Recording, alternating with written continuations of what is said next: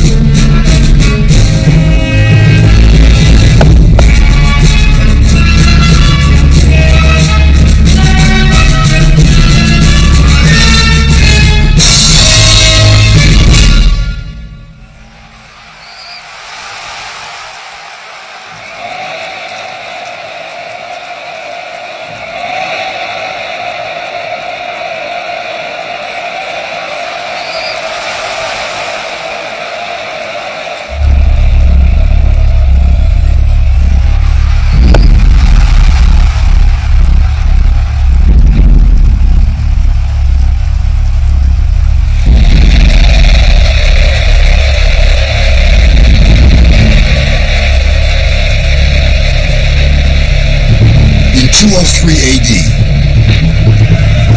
in a Roman arena in Carthage, North Africa, members of an Eastern cult were rounded up and publicly tortured for the amusement of the crowd.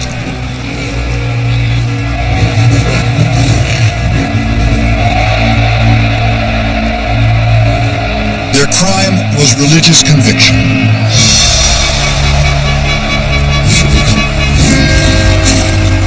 Their name, Christians.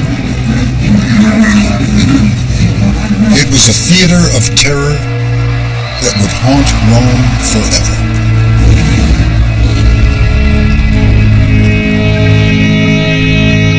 One of the victims that day was Perpetua, a woman who redefined the meaning of defiance.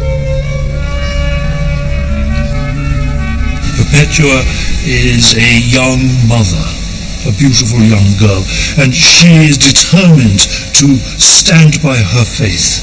And even when the government wants to attack Christians, she remains steadfast. Her father begs her to renounce her faith. She says, I can't. I must be true to my cause. She's separated from her baby. She's imprisoned. She's never been in such a place before. She's a woman from a respectable family. In prison, she kept a diary, a tragic testament to the power of faith. One night, she dreamed her time in the arena had come. I saw a beautiful bronze ladder extending all the way to heaven. People were climbing the ladder, but under it was a demonic serpent. The serpent was attacking the climbers, hoping to frighten them from making the ascent. And I said, in the name of Jesus Christ, the serpent will not harm me.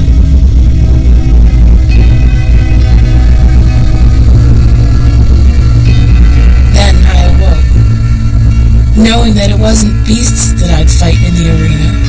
It was the devil. And I knew I would be victorious.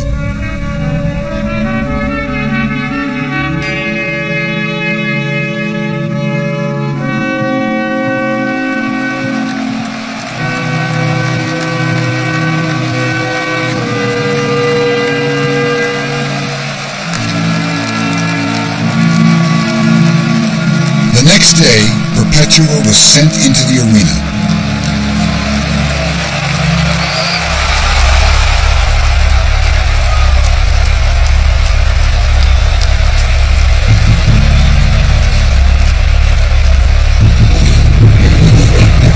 The lions were released, but they refused to touch her. So a gladiator was sent in to finish her off.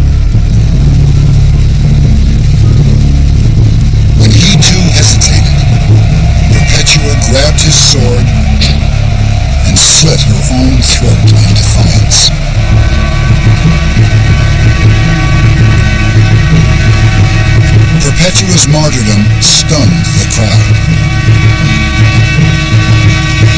She chose death over allegiance to Rome. Why?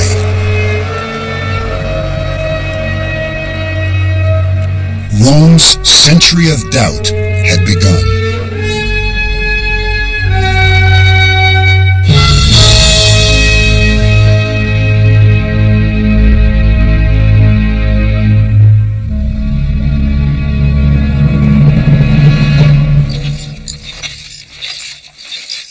For hundreds of years, the benefits of Roman rule seemed clear. Her army created the most stable empire the world had ever known. From Scotland to the Sahara, from the Atlantic to the Euphrates, everyone enjoyed the blessings of Rome's peace.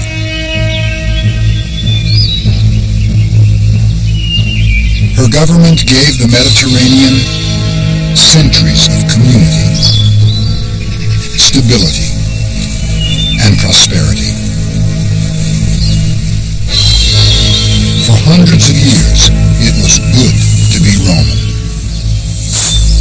But that wouldn't last. Our history now descends from a kingdom of gold to one of iron and rust. Cassius Dio.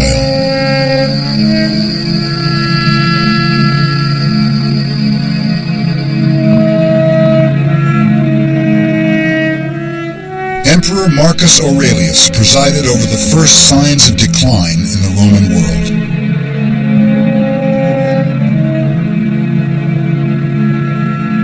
Born in 121 AD, he was groomed from an early age to be Rome's next emperor. Aurelius had 20 years to dream about the kind of ruler he wanted to be and the kind of empire he wanted to rule.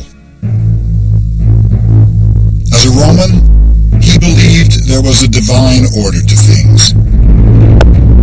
As emperor, he hoped to recreate that order in the Roman world, which is what Romans had done for centuries with astounding success everywhere. They pacified the entire Mediterranean with one set of laws, regulated trade with one currency, replaced diversity with conformity. Rome's empire stretched for 2 million square miles, but whether you were in Egypt or England, you could always travel a straight Roman road to a familiar Roman city. Roman roads reflect a tremendous centralized organization. All roads led to Rome, of course, and you could come to the city of Rome and go to the Forum, and there was a golden milestone which told you how far it was to every other city in the empire. Romans liked to know where they stood. They planned their cities like they planned their lives, in a methodical, orderly fashion.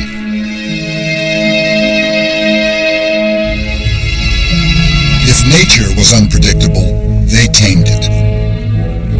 Romans channeled water to their cities in massive aqueducts, arguably their greatest logistical triumph. Rome had been a symbol of order and stability for centuries.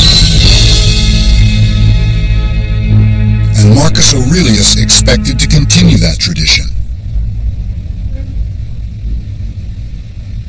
In 161 AD, Aurelius finally became emperor. For 23 years, he'd been planning a peaceful rule. He was in for a brutal awakening. Later that year, war broke out in the east. Barbarians crossed the frontier and attacked a Roman province. A deadly plague ravaged the empire, killing a quarter of Rome's population. Germanic invaders then exploited the disaster and attacked from the north.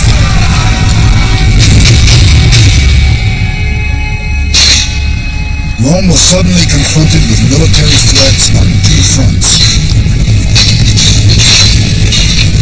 Marcus Aurelius spent 8 years on the frontiers fighting for Rome's survival.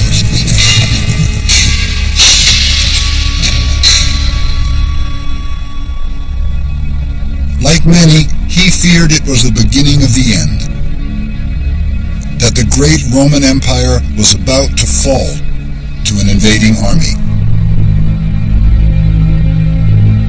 But his fears were misplaced, for Rome's greatest problems lay within, as did the emperors. Marcus Aurelius had cancer.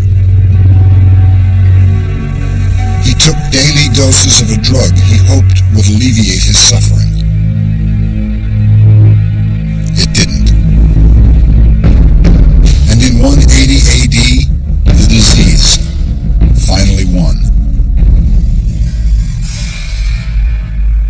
Aurelius's painful death foreshadowed the fate of the empire he left behind.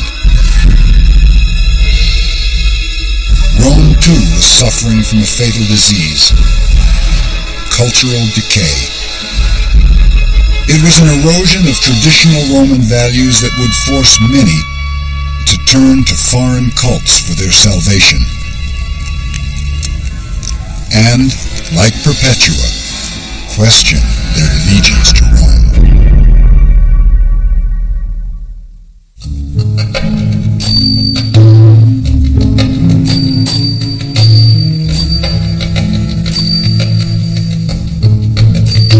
The Roman Empire is as famous for its vices as it is for its virtues.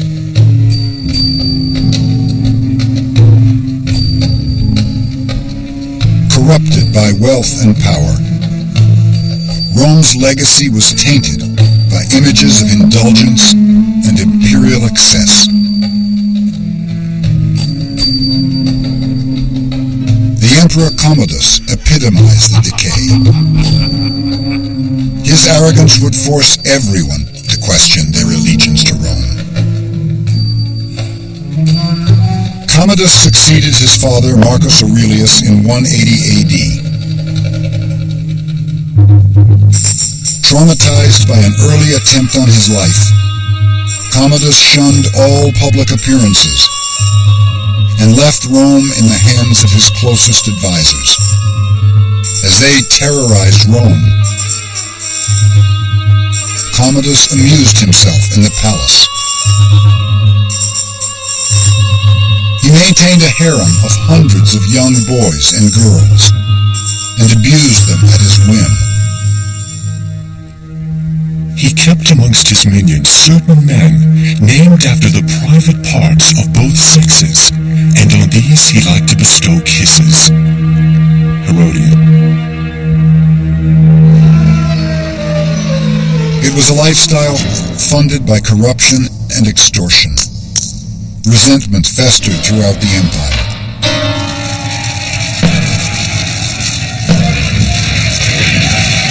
In 190 AD, the poor rioted. They thought Commodus had deliberately hoarded grain to inflate its price and increase his profits.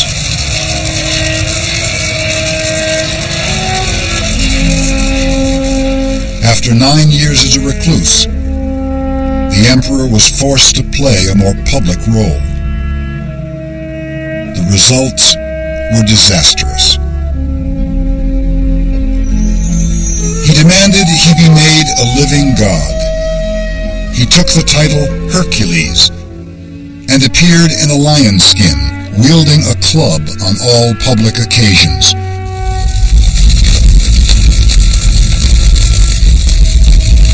When a huge fire consumed Rome in 191 AD, Commodus outdid himself.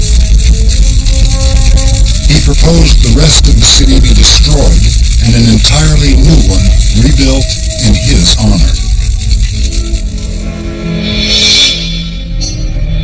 But First, Commodus chose Rome's most famous landmark for his ultimate act of indulgence. On November 17th, 192 AD, people flocked to the Colosseum.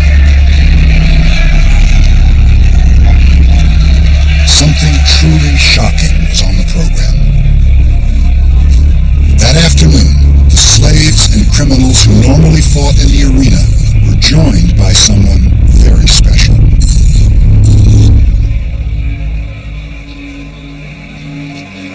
For the first time in Roman history, an emperor was appearing in public as a gladiator.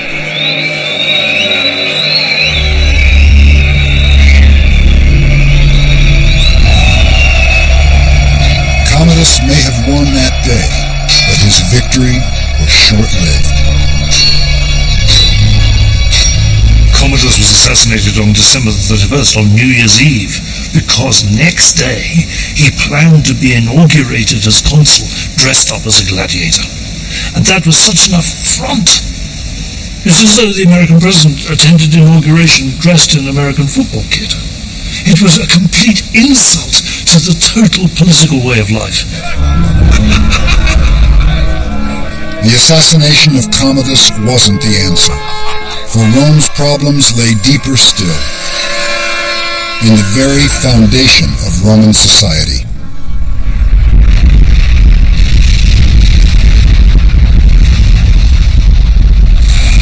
On August 24th, 79 AD, a volcano in southern Italy erupted.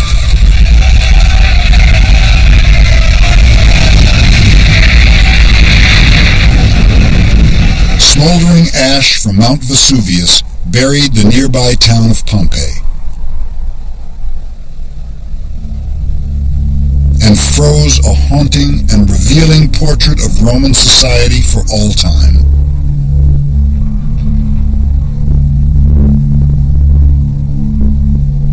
Suffocated by ash, the victims that day seemed united in death. Yet the ruins of Pompeii showed just how divided they were in life.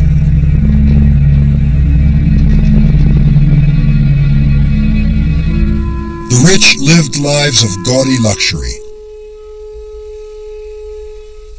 Their houses were spacious and ornate, their gardens lush,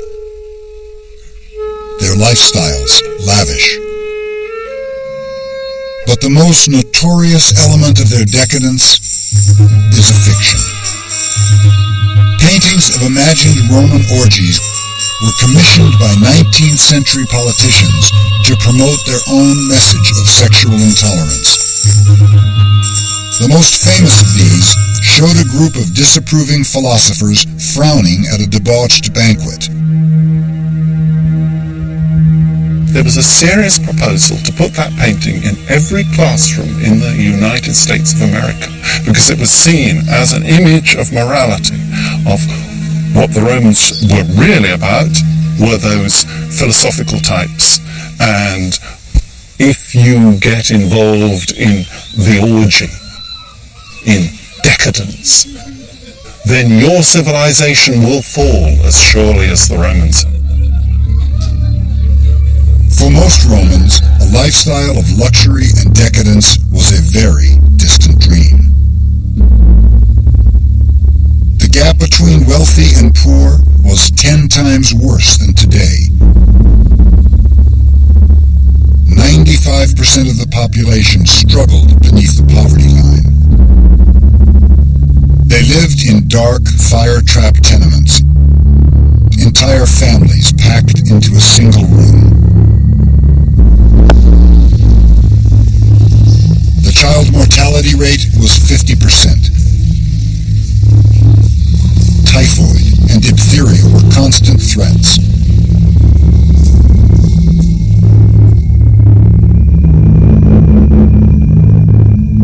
Equally claustrophobic was a woman's place in Roman society.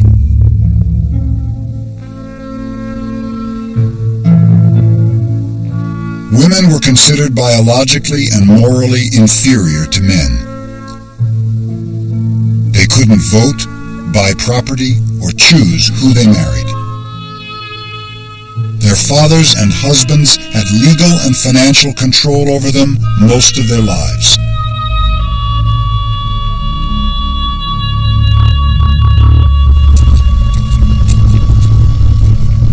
Rome was built on a rigid social hierarchy. At the height of her power, 1 in every 3 people in Italy was a slave. And it was their sweat and their labor that gave Roman cities their fabled wealth and splendor.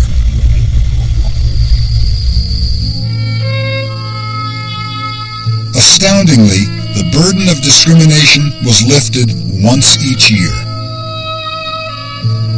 Every December at the winter solstice, Romans would celebrate the Saturnalia, when everything in Rome turned upside down. For 1 week, masters served their slaves dinner.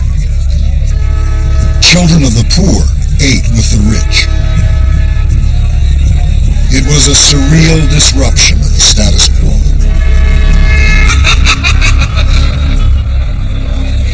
For those who wanted more frequent release from Rome's rigid class system, there was another option.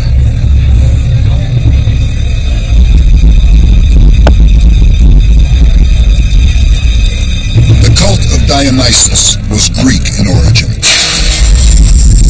Its controversial rituals, or bacchanalia, arrived in Italy in the 2nd century BC. With wine and dance, devotees entered a kind of collective trance. A communal ecstasy that offered escape from the oppressive divisions of Roman society. People are getting together, they're making cells, they're making little clubs, and they're assembling in an uncontrollable way at night time in groups that are mixed, men and women, and they're not quite sure what sort of conspiracy together.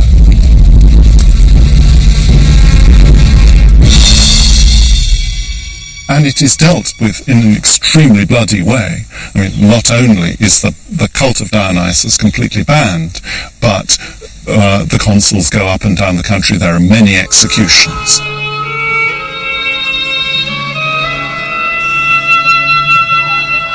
At the heart of Roman culture lay a tragic flaw. A social order that tolerated excess for the few and oppression for the many. That injustice would soon fuel the rise of Rome's most subversive cult of dissent.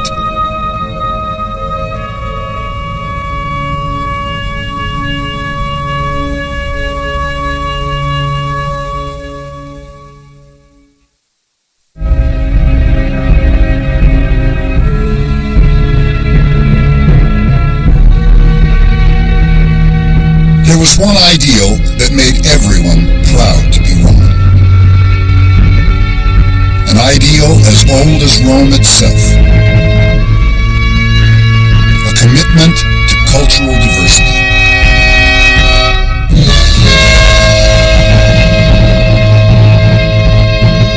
Roman society was always enormously open. There's a wonderful story about Romulus, who, when he goes to found Rome, calls upon people to come and live in the city. And the passage sounds just like the Statue of Liberty, you know, everyone come. Let me take your outsiders and your poor. 1,000 years later, Rome's open-door policy was still going strong. Her fabled wealth and splendor had attracted people from every corner of the world. You could be in the city of Rome, and you could see people who were obviously African, obviously Indian, obviously Italian, Gauls, Germans.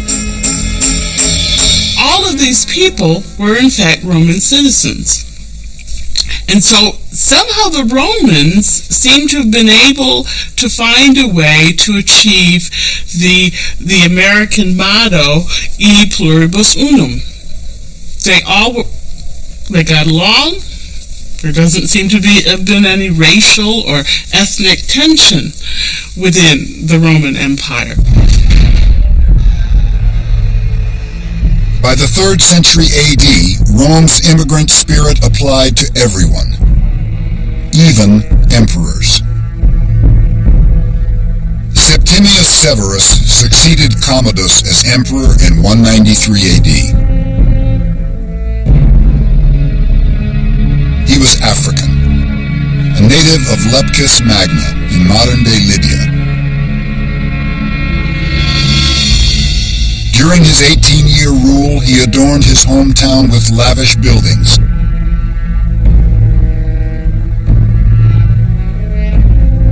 And brought some of its magic back to Rome.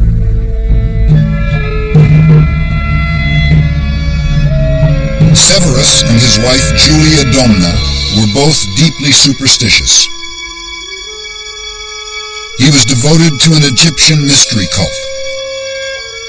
She worshipped a Syrian sun god. Romans had no problem with the couple's exotic beliefs. The vast Roman Empire had a long history of religious tolerance. They lived in a pagan world that welcomed virtually everyone's gods. There's something in the pluralism of Roman religion that makes it possible to acquire new gods. In their very earliest stories about themselves, conquest of little towns around Rome involve, one of their myths is that of evocation, when you go and you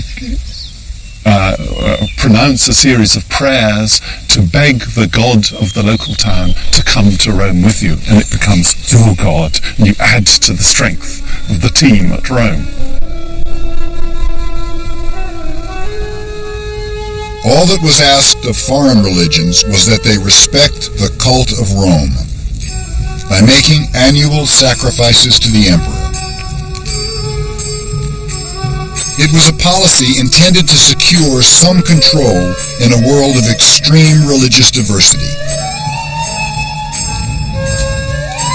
There were as many cults in Rome as there were provinces in the empire.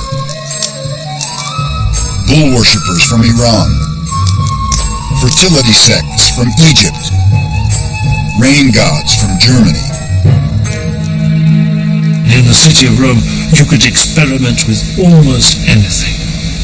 And in that way, I suspect that the religious menu, the huge a la carte menu of choice, not as large as it would be in Los Angeles or in New York, but still very wide.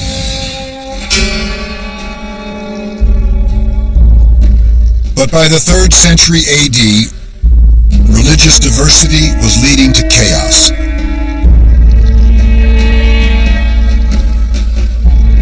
People were overwhelmed by the choices that surrounded them.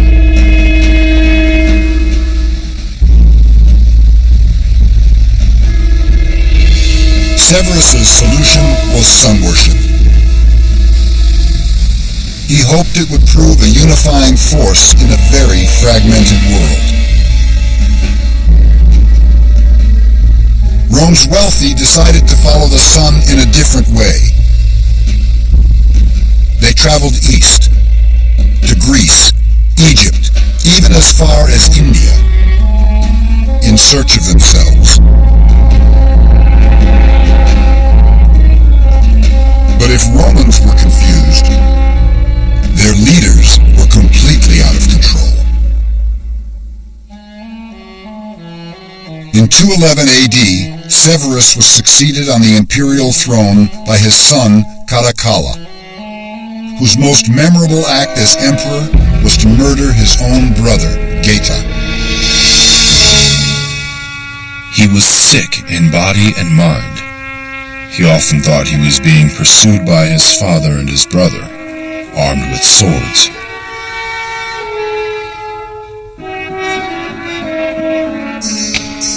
At first, Caracalla's insanity was kept in check.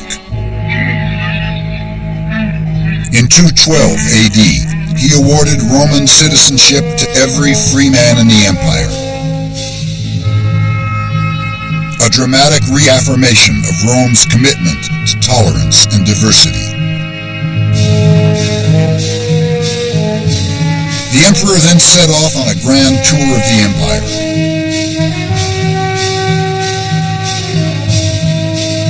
In December 215 AD, he reached Egypt. In the city of Alexandria, he was given a splendid reception by its proud new Roman citizens.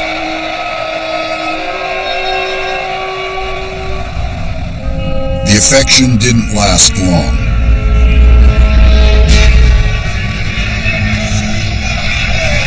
Enraged by local criticism of his brother's murder, the emperor invited 5,000 citizens into a local theater and butchered them in cold blood.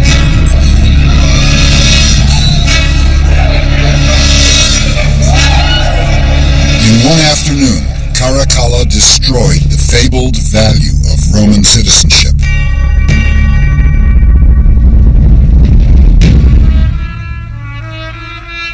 Never had Romans felt so confused or so conflicted about their place in the world. They're looking for something in the same way that we Americans are looking for something. I think we can use that same explanation to explain things like Heaven's Gate and the Jonestown Massacre and any of the cults that have arisen over the past few years. When they lose their identity, you find that they begin to turn to cults. In the 3rd century AD, Romans turned to one cult in particular. A cult whose message was destined to change the empire and the world forever.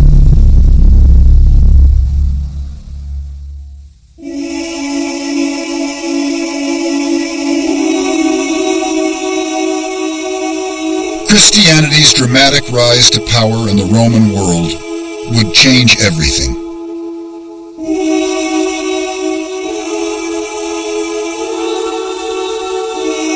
A cult based on the suffering of one man was set to challenge the integrity of an entire empire.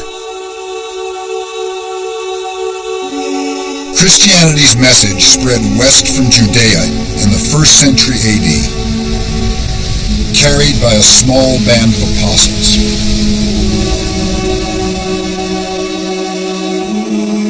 In Rome, it struggled for identity, one of many obscure cults in a crowded city. One blatant act of brutality would set it apart. In 64 AD, the Emperor Nero publicly massacred hundreds of Christians in Rome, blaming them for a fire they didn't start. It was the first time most Romans had even heard of Christianity. But the cult was a perfect scapegoat, its values radically un-Roman. Blessed are the meek, for they shall inherit the earth. Matthew. Woe to you who are rich, for you have already received your comfort. Luke. Christianity is a protest movement in one real sense. We mustn't think of early Christians as people who went on demonstrations through the streets of Rome or picketed the Senate House or threw eggs at emperors. They're not that kind of group. They're very quiet, introverted, keeping themselves to themselves. So anti-Roman in their beliefs, but not a protest movement in the sense of marching on Rome. Christianity's most revolutionary ideal was spiritual equality. It was a direct threat to Rome's belief in hierarchy and social division. Women in particular were attracted to the new cult. It granted them the independence they'd been denied by Roman society. The only public position of power and prestige open to a Roman woman was as a Vestal Virgin. Rome's 6 Vestal Virgins attended all important state events. But their principal duty was to look after the sacred fire of Vesta, the Roman goddess of the hearth. This fire was the symbol of Rome's longevity, and it was their job to ensure it never went out.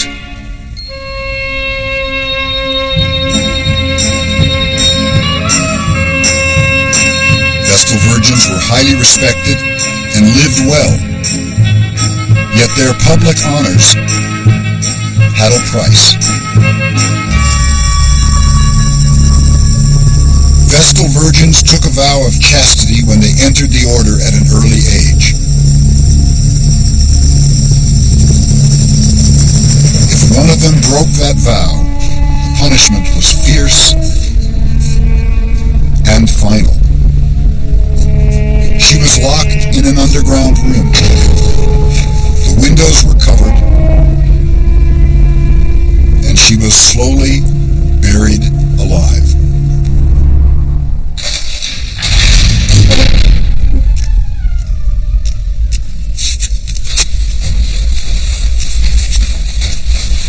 Ironically, early Christians chose to be underground. They felt safer meeting in the labyrinth of burial chambers beneath the city, known as the catacombs. Here, women participated in the ritual of communion on an equal footing with men. This shocked pagan Rome and gave rise to scandalous rumors.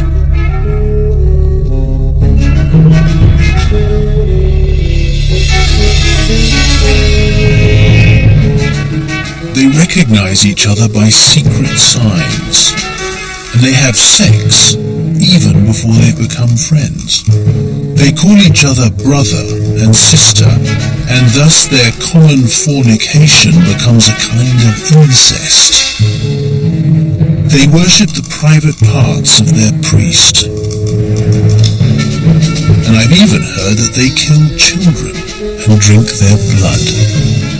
Minucius Felix.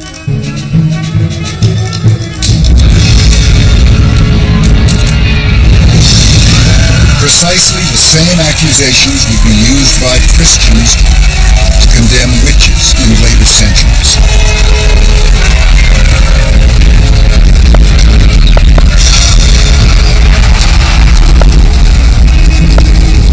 But Rome persecuted Christians for another reason.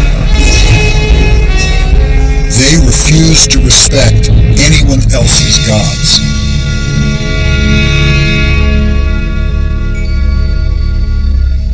For there is only one God and one mediator between God and men, the man Jesus Christ. 1 Timothy.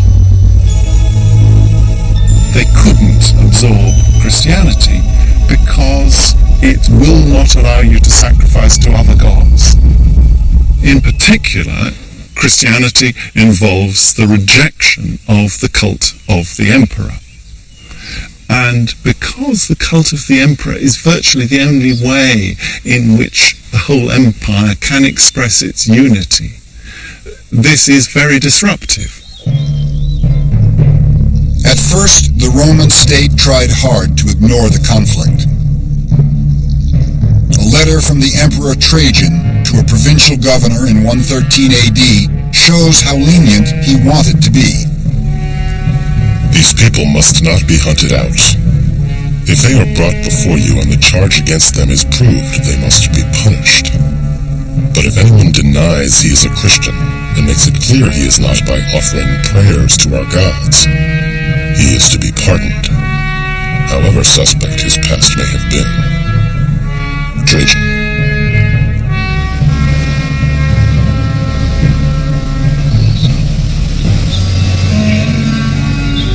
Trajan was wise in his restraint. Rome's previous attempts at social repression had backfired. In 19 BC, the Emperor Augustus embarked on a program of brutal moral reform. He feared that the Roman aristocracy, decimated by recent civil wars, was dying out. His solution was to persuade Roman families to produce pure Roman babies quickly.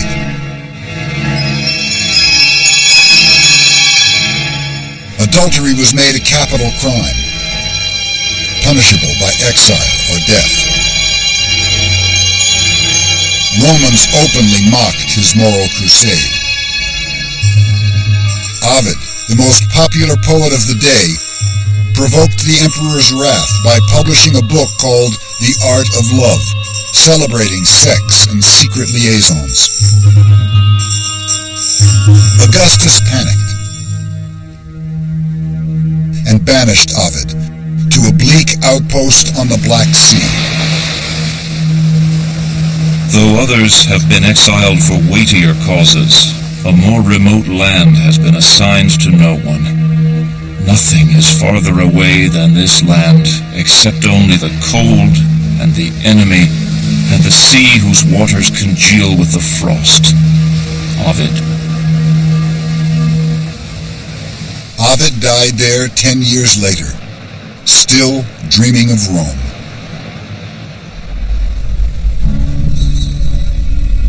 The emperor's repressive reforms were extremely unpopular and futile.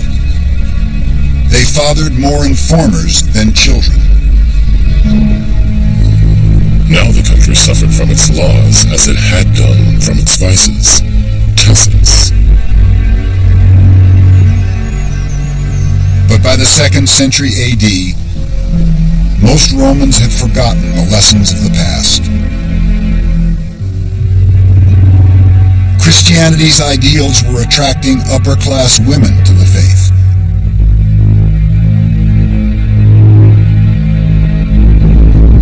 Their refusal to perform public sacrifices to the emperor threatened the male elite.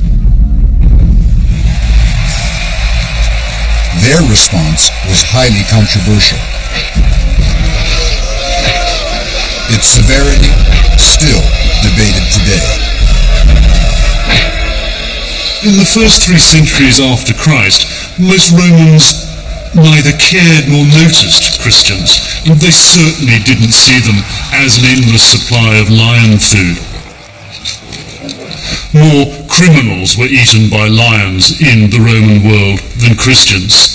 This is an image which has been created by later Christian sources, keen then to present themselves as an active movement of protest against Rome.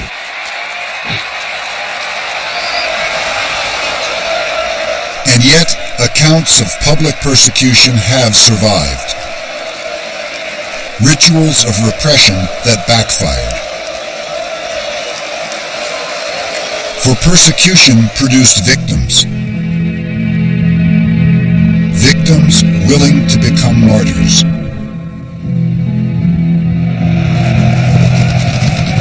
One of these was Blandina, a young slave girl.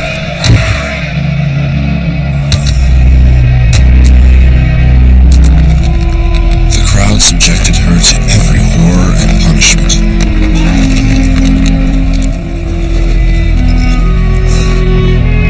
Yet she was by now indifferent to suffering and kept faith in Christ. To the crowd's amazement, Blandina endured 3 days of horrific torture in the arena. In the end, she too was killed, though the pagans admitted They had never seen a woman suffer so much for so long. Eusebius.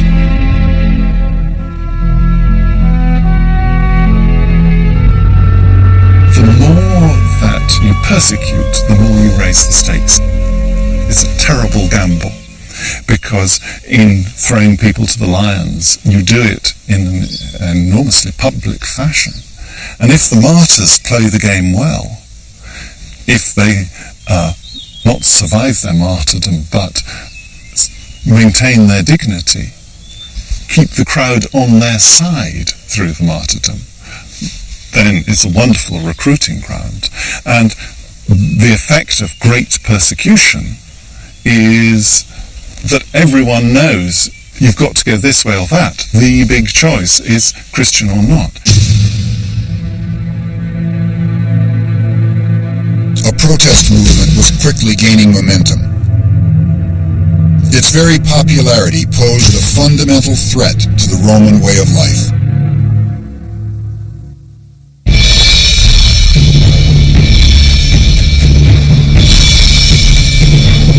By the middle of the 3rd century AD, Rome was consumed by doubt. As chaos and confusion racked the empire, everyone began questioning the benefits of Roman rule.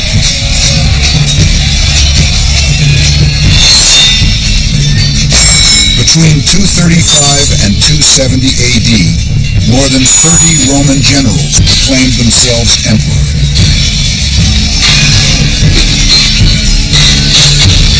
As Roman legion fought Roman legion, innocent citizens were caught in the crossfire of civil war. Barbarians seized the opportunity and streamed across the frontiers. Germans in the west and Parthians in the east disrupted the provinces. Inflation soared and livelihoods were destroyed.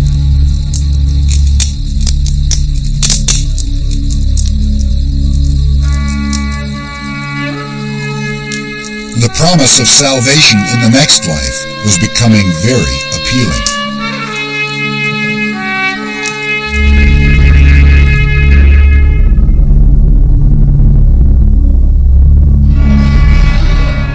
Christianity's tradition of charity attracted many converts in Rome's century of chaos and doubt. The size of the catacombs in Rome, the cult's secret meeting place, shows just how popular Christianity had become.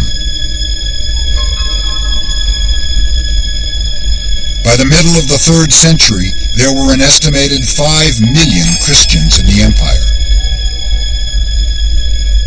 It's an indication of the strength of the church at the end of the 1st century, and particularly of the level of church organization. We've got a church now that's got a growing membership and that has got a hierarchy of clergy and bishops throughout the Mediterranean. In 284 AD, Diocletian was crowned emperor. He had risen through the ranks of the army to seize power in Rome. As befitted a military man, his vision for the future was brutal and bold. Diocletian felt the key to unity lay in division. He split the Roman world in two and agreed to share power with 3 other generals. Their coordinated efforts did bring peace, but only for a time.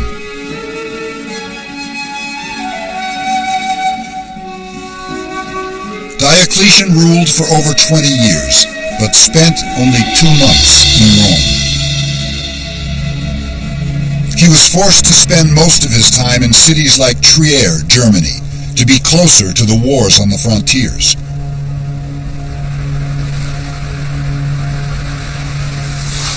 Rome, a beacon of strength for over 1,000 years, felt increasingly vulnerable. as did the emperor. In a desperate bid for respect, Diocletian proclaimed himself the son of Jupiter, and insisted that everyone kneel in his presence and kiss the hem of his robe. To many it was empty spectacle, and they began looking elsewhere for reassurance. Now, even members of the imperial court were secretly converting to Christianity. Diocletian has said that the unity of the empire is not just a military matter, but it's a religious matter. And if we can stamp out Christianity, then we will all be worshipping the same gods, so we will all be the same empire. And when that gamble fails to come off, you fail to stamp out Christianity, the martyrs produce more Christians.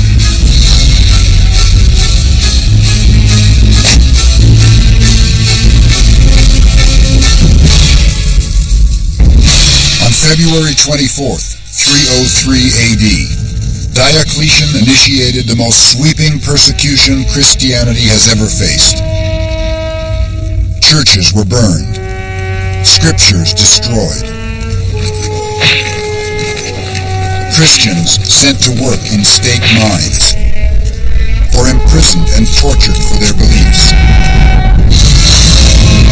If they still refused to sacrifice to Rome's gods, they were publicly tortured. Rome, once a proud culture of tolerance, had become a repressive cult of order. What we see in Diocletian's persecution of the Christians are the only two Mediterranean-wide organizations, the Roman state and the Christian church, battling it out for supremacy. In 305 AD, Diocletian retired to his summer palace, confident that Rome had won. He was wrong. In the blood of the martyrs lie the seeds of the church. Tertullian.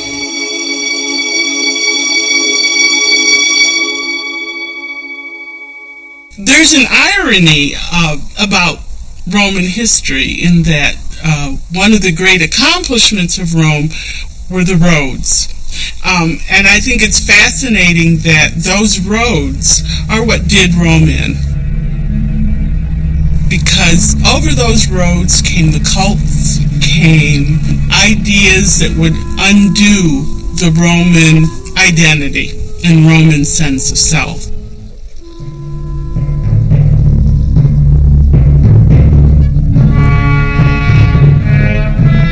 For centuries, Rome's power and confidence had been unshakable. She had basked in the achievements of her empire, convinced of the glory of her rule. But a cult from Judea confronted Rome's arrogance, challenged her inequality, and exposed her brutality. Rome, once a symbol of order and control, was crumbling into chaos and confusion.